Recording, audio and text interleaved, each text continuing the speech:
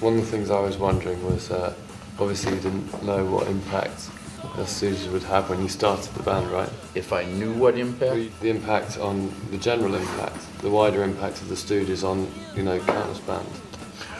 What impact we would have? Yeah, so what was your reason for actually starting? Okay, that's pretty good. Because I was the sort of person who was going to have an impact or have a really horrific life and go bottoms up. It was going to be what do they say, my way or the highway? Right. Something like that, something along those lines. And then as that idea snowballed, it started to look frighteningly possible. And finally ended up when I was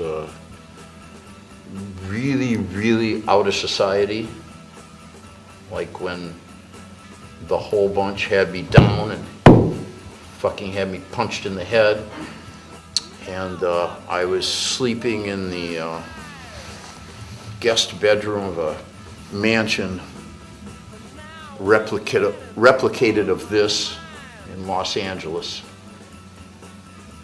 and broke, fucking the heiress, and I wrote a poem called 10,000 Iggy's. And I said, okay, you laugh at me now, blah, blah, blah, but what's gonna happen? What's gonna happen to you if later there are, and there were, who knew, But theoretically, I always felt there should have been.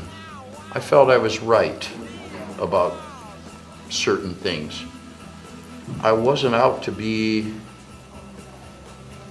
successful in the hierarchical sense of you come from a hierarchical society. Yeah. And in fact, people born younger than me in America do too. And you're taught that there are steps to certain places. I wasn't taught that. I was taught just go to the place. So I went to the place.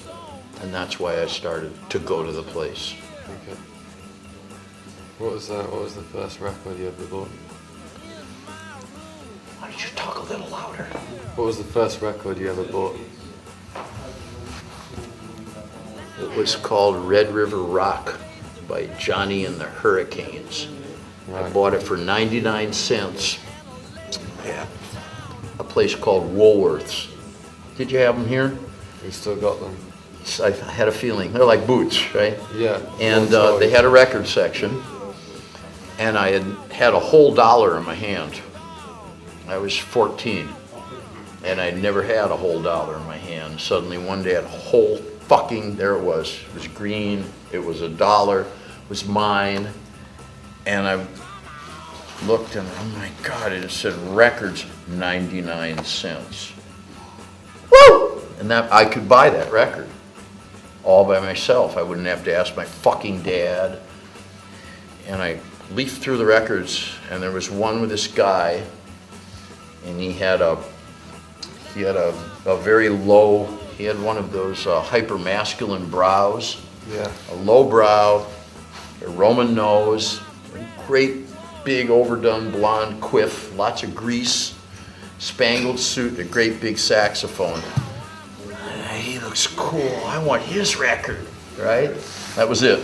Right. Yeah.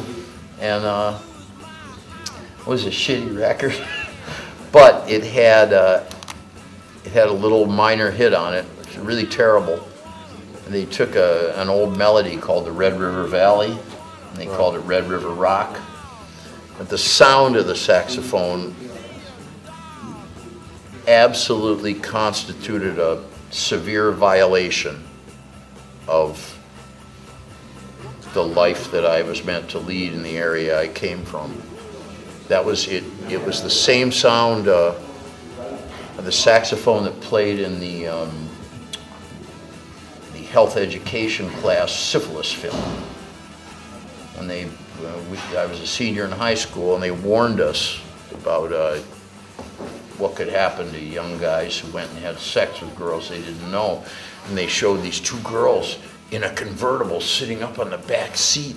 And I wanted to fuck them, you know. I didn't even know how to fuck yet. But it's like, yeah, I want girls like that.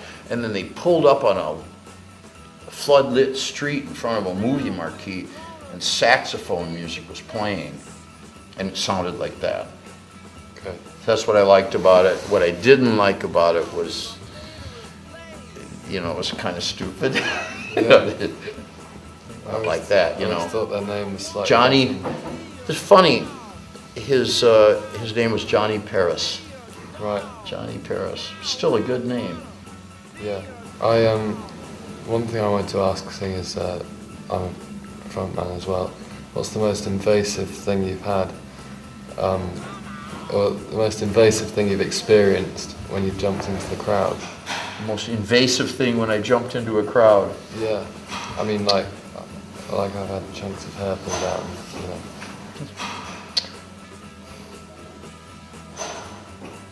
That's a good question, by the way. It's one that's close to my heart.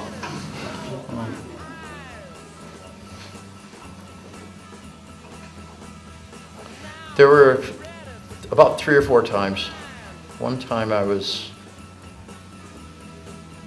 about 24. Things weren't going well. And we played a rough gig for the wrong crowd in Washington, D.C. It was a tough, thickly, a little thug in the crowd. And I got too near and he had some peanut butter because someone else had handed me some at a gig and it was televised and he thought it would be a thing. And he handed it to me and I ignored him.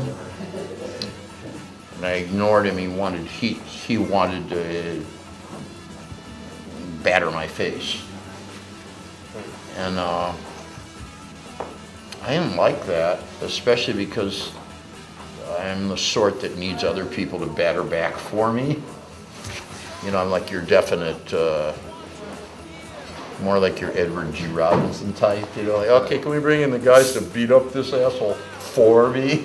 I don't really do that well, but I tried. That didn't go well.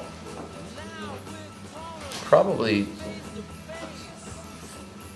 the worst besides that is when you go in and some asshole yells a suggestion in your ear.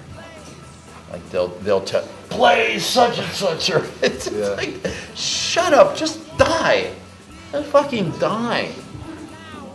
That sort of thing. Yeah, that's a good one. That's other than that, I don't know. Mainly physical crudity and freshness. Other than that, nothing. It's usually all very instructive. I saw someone desperately trying to grab the microphone today. He wouldn't quit. That was okay. Yeah. As long as it didn't, as long as he could sing the song. Yeah. But he couldn't Barely, sing the, yeah. he couldn't sing the fucking song. Even if he could do it badly, that would have been all right. But he was still very persistent in trying to get that microphone.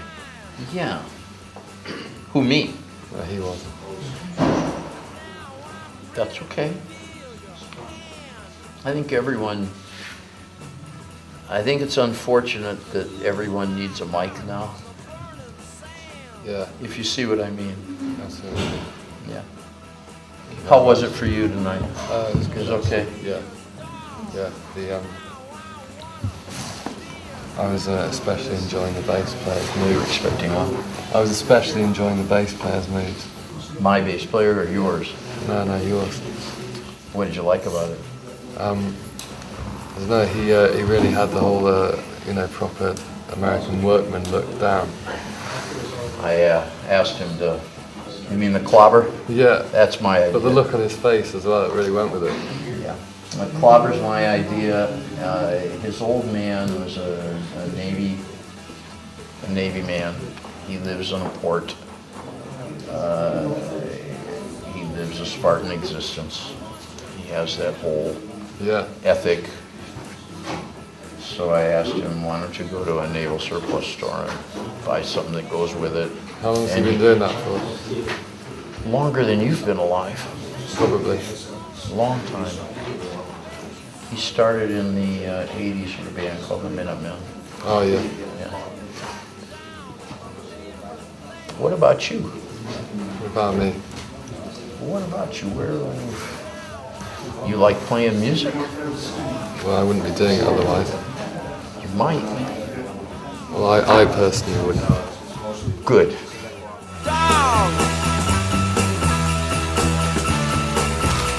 You ever want to play a gig with us? Really fucking that's it. You know, a proper gig? A proper gig would be great. Okay, we'll do it. That's it. All right, we got it. Nice meeting you, man. Next time we come back, it's you and us. Cheers. You look ready.